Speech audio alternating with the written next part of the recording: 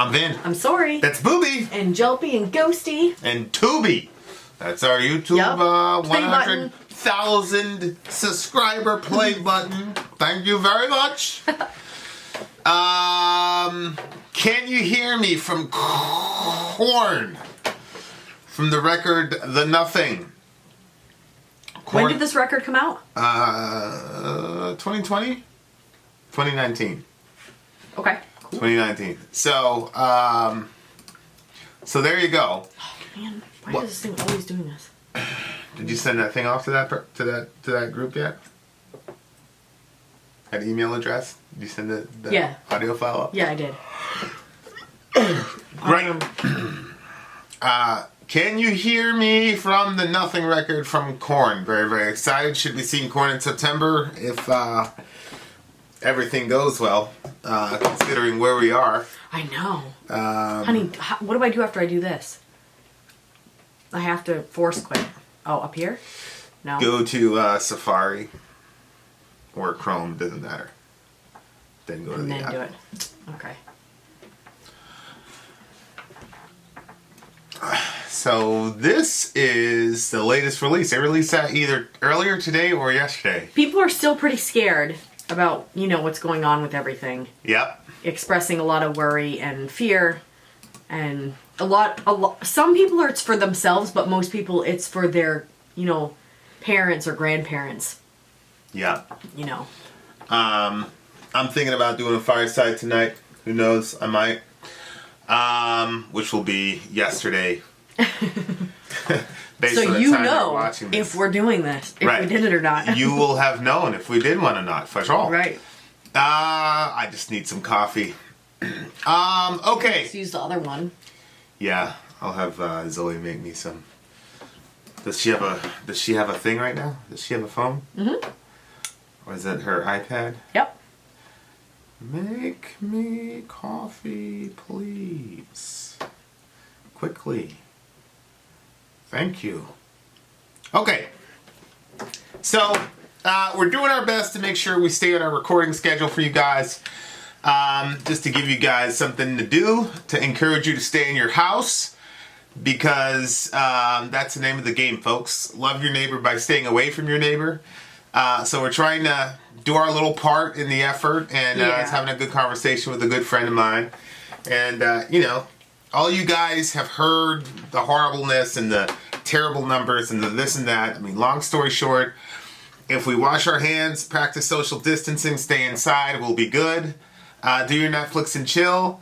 And if you like reaction channels or whatever, we're trying to provide you with as much content as you can to kindly encourage you to stay inside your house until the apocalypse moves over us. Okay. Can you hear me, Korn, from the record The Nothing? For tiny topical political commentary, you can hit us up in Middle America with Vin and Sorry.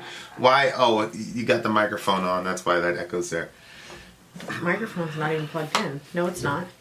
Well, I'm hearing some sort of echo. I know, I'm hearing it right in our thing, too. Yeah, it's got to be the microphone. It's not even plugged in. The microphone is off. That's changed. It's not even attached. Is GarageBand on? Yeah. Let me get rid of GarageBand. That should fix it. Yep, there you go. Oh, interesting. All right, ready? Yep. And go.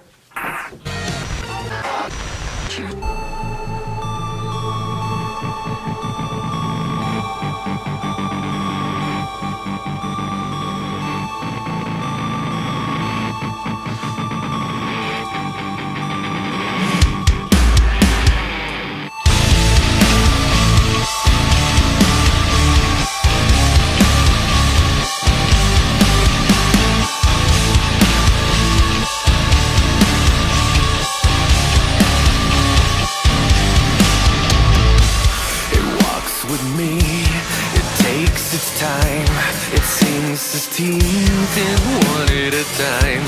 It loves to feed, it loves my past. It's always taunting, but somehow out of grasp. Can you hear me? 'Cause I'm lost, and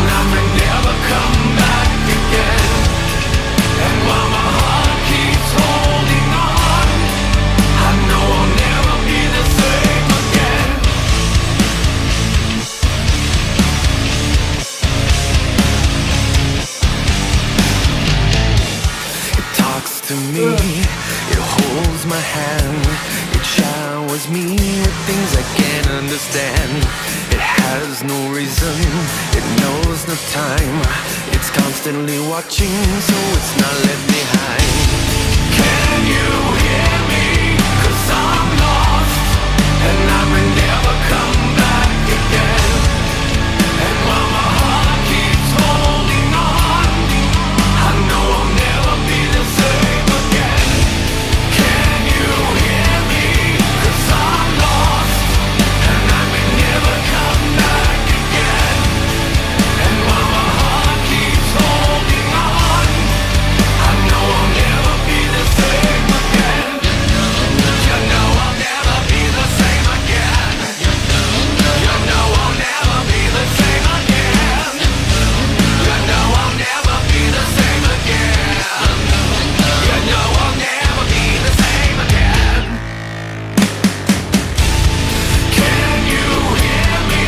'Cause I'm lost, and I may never come back again. And while my heart keeps holding on, I know I'll never be the same again. I know I'll never be the same again. I know I'll never be the same again. I know I'll never be the same again. I know I'll never be the same again.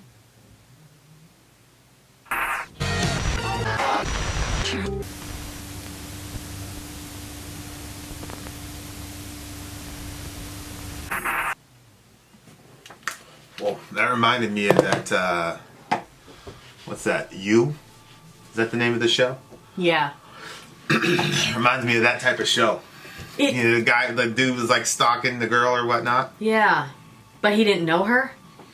No, I think it was just a stalker. He hacked into her phone? Yeah, he hacked into her phone, followed her around, and People then... can really do that? I mean, I don't know. I don't know if they can or not. Probably. That's so creepy. Probably. You can do a lot of stuff. But Oh my gosh. this is one of those things where a song kind of evolves with your life. Because he wrote this like way, way back. Oh, really? Yeah. I thought you said this was something new. Yeah, they just released it from the Nothing record. Oh, but it was written. But it was written like 2014, 2015. Oh, wow. Okay. And like the Nothing record is kind of like him dealing with the death of his the untimely death of his ex-wife, and so it's really interesting stuff because it probably means something a lot different now than when he actually wrote it. Yeah. Because like the whole "Can you hear me? I'm lost. I'll never be the same again." Yada yada yada. Yeah. Obviously has a different set of meanings now than it did when it was written. Mm-hmm. You know, while my heart keeps holding on, I know I'll never be the same again. So it's like, it's kind of spooky sometimes how when you write something, it's almost like Prophetic. Prophetic in a way. Yeah. Yeah. Yeah, that is.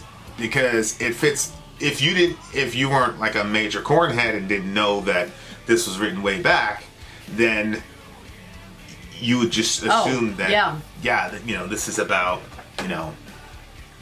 his wife. And Except if you saw the video with it, it doesn't look like that's what it's about. But yeah, the video. But the videos don't always match what the song's actually about. Like Yeah, no, I agree with that. Unless roll on my blanket, can you just roll over a little bit more? Okay. Why are you still on it? Oh, it's me. I'm on it. Yeah, I agree with that. Unless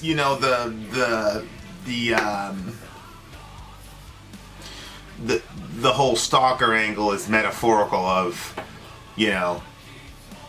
it seems like this is like some sort of mental illness that like keeps following him around over and over again, right? And so if he's conceptualizing that into the video where the stalker is hacking into the phone and chasing the girl down or whatever, then you can say metaphorically he would be the girl and his mental illness would be the stalker hacking into his phone, yada yada yada. So in that respect, the video probably makes sense. And who knows, like the whole video might have already been, shot or conceptualized before, way back in 2015 or whatnot. You know what I mean? Yeah. He said it loves to feed. It loves my past. Right. That's interesting, huh? Right. Well, they did like a little mini documentary. They did like a 6-part mini doc, and he was talking about like. I mean, he used the term demons or spirits or something like that. He said like bad spirits or demons or something like that in the. Yeah, I remember hearing something about that. Yeah. So, you know, the line between what's mental illness and what is dark intelligence as I call them. It just depends on what your worldview is, I suppose. Right. But there seems to be some overlap. Between the two. And obviously, if you just look at it as like, if you had people, like physical people in your life who were constantly stalking you and whispering to you and saying things to you, negative things to you all the time, and you couldn't get rid of them, then of course they would drive you crazy. You see what I'm saying? So it's like, oh yeah, that's why I say like the distinction between natural and supernatural and the spiritual and physical, like I think that those things are a lot closer to each other than people think they are. They're not like completely different worlds. So he's calling it an it here, and it looks like in the video it was personified as a person. So it's kind of like you kind of have to do two sort of analyses, because again, this is written before his wife died. So you'd have to look at it from that perspective first, and then look at it from the perspective of, okay, now that his wife has died, what is going through his mind and his heart when he's singing this song? Because I'm sure now it's more than just about, yep, a mental illness that kind of stalks you for your whole life and you can't get away especially from that chorus. What about it? Can you hear me? Because I'm lost and I may never come back again. And while my heart keeps holding on, I know I'll never be the same again. Yeah. Sad. Yeah, if you look at current events considered, the first two lines could be his wife, and then the last two lines could be his response to that. And that's one of those things where it's like the finality of death and the fact that, the people that mean so much to you or whatever, like they can't hear you anymore. That's a pretty crazy. It's a pretty crazy. It's a pretty crazy question. Can you hear me? Because there's a lot of, and even in just regular communication, there's a lot of, when a person says I'm not being heard or whatever. It's more than just, you're not hearing these syllables audibly that are coming out of my mouth. It's more than that. It's about being understood, being loved, being accepted, yada, yada. Right. And so usually when you have somebody that you go through all of life with, even if the nature of the relationship changes and you lose somebody like that, it's like you've lost somebody who's heard you and understood you, which is a disorienting feeling for sure. Do you think that he felt like that about her? What do you mean? That she was the type of person that understood him and... Well, it seems like their relationship was pretty volatile, and I think a lot of time, having experienced a volatile relationship, sometimes you almost feel like it takes a crazy person to understand another crazy person, and so those types of relationships are really kind of hard to... You can never kind of win in those relationships, because on the one hand it's like, yay, it takes a crazy person to understand a crazy person, but then you put two crazy people together, they generally don't last very long. Things are very fireworky, and I don't mean fireworky always in the positive sense. I mean fireworky as in like you let it off and somebody's hand comes off, you know what I mean? So they probably had a relationship like that for sure. But I remember when I had a pretty close family member committed suicide, and that was like one of the hard parts for me was feeling like there was because she saw a certain part of me, like a snapshot of my life that nobody else saw, so it was my ex's mom, and pretty much the last year of high school, like I basically lived over there, and we had this little routine, and she was kind of like, so she saw me kind of in that headspace, and it was, it was a pretty crazy headspace. And she was there's a certain projection I let my mom have, on me, because, it just made my life easier. I was a lot more authentic and real about her, around her. So, and then there were conversations and arguments I'd have all the time with my ex or whatever, and she would be there. And so it was hard when she was gone, because it was like that was the only person that kind of knew me from back then. You know what I mean? So not having that person in your life anymore and like knowing that you will never talk to them again. They'll never hear you, because she kind of understood me in this weird, you know, we had a sort of mutual sort of suffering together that literally only she was the only other human being on the planet that understood. You know, I mean, I'm trying to stay neutral here to protect the guilty, but she's the only person who kind of understood, you know, what it was like to go through certain situations. So when she was gone, it was really, really tough. You know, like to this day, it's really, really difficult. Which, sorry, dear listener, trying to shoot this video to keep everybody's spirits up and keep everybody inside. But good Lord, I mean, it's Korn. What did you expect? You didn't expect rainbows and cherries, but yeah, you know. And then that realization of like never being the same again, man, that's an important thing to realize, because like the first, you know, anytime you get presented with a challenge is kind of how I look at life. It's like, oh, like I'm gonna overcome this challenge, blah blah blah. And so it was like, you know, she died, and I was like, all right, I'm gonna overcome that, and we're gonna come back better than ever, yada yada yada, you know, because that was kind of my mindset. But you know, that's not how it worked out. You know what I mean? Like, you know, and then you kind of have to accept that you're not going to be the same type of person. You're going to be a different person. You just have to understand that. And like accepting that, I think, is actually an important part of the healing process. You know, but I would agree. But for like a year or two, maybe even 3, I was just like, no, I'm gonna, you know, push forward, and you know, whatever doesn't kill you makes you stronger. All these kind of strange cliches that I'm not particularly certain where those cliches originated.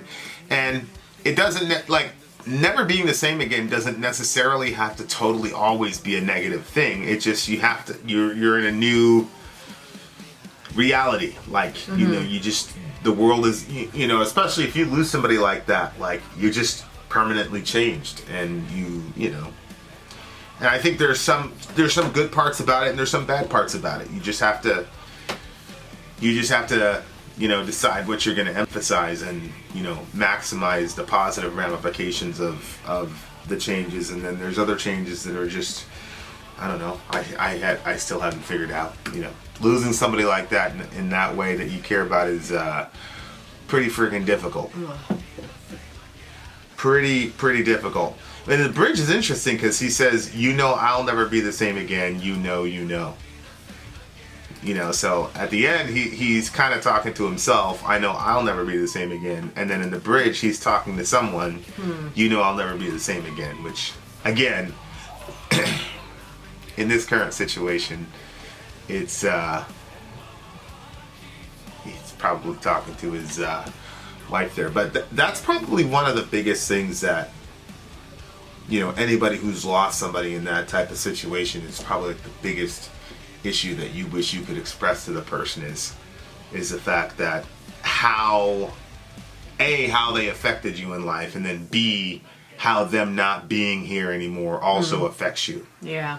You know, like, because they don't, you know, we went through her emails and all that, and, you know, we saw the like, you could tell there are all these rationalizations and things like that she was saying, and it was like, man. You know, and I remember at first being like, oh, there's no way she could have really believed this. She's just, you know, she was just saying that to give herself an excuse to, you know, do what she did. You know, but then I'm like, I don't know. Maybe she really didn't know how much because, you know, like, you know, we moved out and we started our own life. We started having kids and things like that. So, you know, maybe she really thought, like, you know, they're going to be fine without me, yada, yada, yada. Yikes. You know, like with me, like, I'm not a very big phone person. Like, I don't like to I especially don't like to talk to people on the phone. I just don't like it. You know, like it sucks the life out of me for some strange reason. Really? Yeah. I don't like voice calling at all on the phone. Oh, that's And- so interesting. I didn't know that about you. Yeah. I can't. I mean, I'm like that too. I don't really like it. Like, if I was separated from you, voice call wouldn't like draw my spirit out to talk to you. But like, anytime somebody wants to talk on the phone with me, sometimes I say no, I can only text, and there's actually no real good reason, like physically, why I can't. But I just feel like Yeah. I don't like talking on the phone. Yeah, Interesting. It's exhausting to me Yeah. to constantly do that. So, like, my point is, like, we didn't talk a lot, and you know, I had just gotten a phone from my job at the time that had, you know, texting, because I was like staying away from the phone, but I kind of had to at that point. And so, like, I'd text her every once in a while, but it wasn't really, you know, there was so much craziness happening in my life at the time that, you know, I didn't have a lot of, so maybe she did think, you know, hey, you know, like, he's gonna be fine, yeah, he's going without me, that's, you know, that's all right, you know, that type of thing. So it's like, the fact that somebody can live without you doesn't mean that they're gonna enjoy it. Yeah. Yep. Like, you know, people have all these, like, Yep.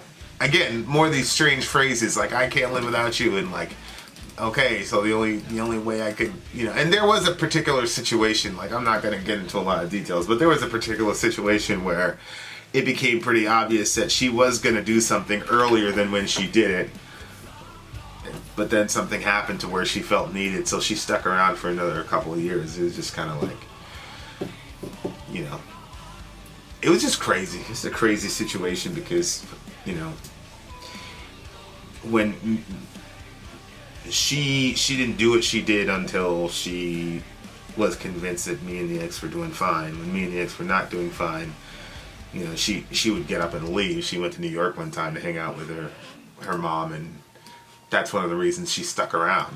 And then once we started doing well, in her mind anyway, that's when she pieced out. So it was one of those things where it's like, oh, so, you know, Yikes. I don't know. You know, maybe if, I don't know. But anyway, people like that. But, you know, I really think, you know, they just get caught up in a certain type of headspace, and they don't really know the value that they have for people. And, you know, sometimes you can let them know, and it'll change something, and sometimes it won't. But that's the sucky part of being on the other side of this, of these types of situations. You know, but I think it's just very, very healthy to recognize that you're not going to be the same person. You just have to accept that. You have to own that. You know, because you'll drive yourself literally insane trying to reclaim that, you know, your old self or your old way of life. Wow. And you'll get more and more resentful, and you'll get more and more angry. You know, like, so you just have to kind of let that, you know, when a person dies like that, I mean, really anytime you have a death in the family, but especially when a person dies that way, when you bury that person, you are also burying your old life. Wow. And you have to know that that's what's happening. And you have to, you know, and the worst part about that is that you're not prepared for it. You know, that's the thing about people that leave that way, is you're really not prepared to lose that type of, you know, lose your life that way, but you do. And so you have to, you know, you got to do that. So there you are. Wow. Deep song. Obviously, Yeah. I'm going to give it a silent count. Usually if something is like too sacred to rate, we will not rate it. So I'm just going to go ahead and give it a silent count. I'm glad that he had music as an outlet to you know, do that with. At the time, I just, you know, I used to work. So we were always busy, so always some place to go or whatever. So, you know, but good Lord. Yikes. Well, that was very heavy.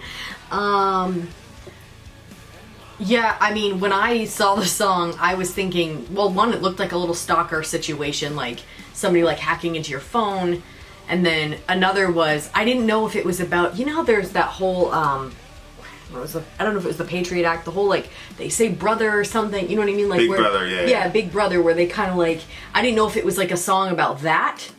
Yeah. And then your interpretation was totally not at all what I was thinking about. But I feel a little weird to rate it at this point because you made it very heavy. So yeah, I'll go with the silent count as well. It was very Korn sounding, like it was to me it sounded very much like their work. Yeah, that's the drop tuning and Jonathan's vocals and all that jazz. Definitely textbook Korn.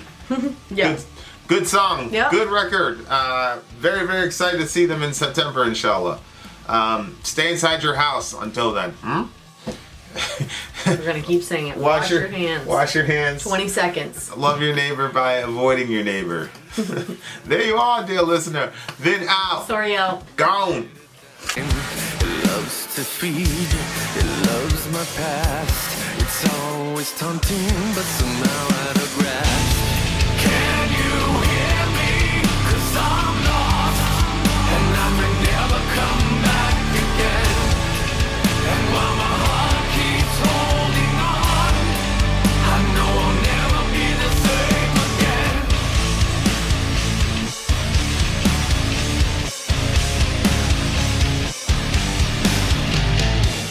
It talks to me, it holds my hand, it showers me with things I can't understand. It has no reason, it knows no time, it's constantly watching, so it's not left behind.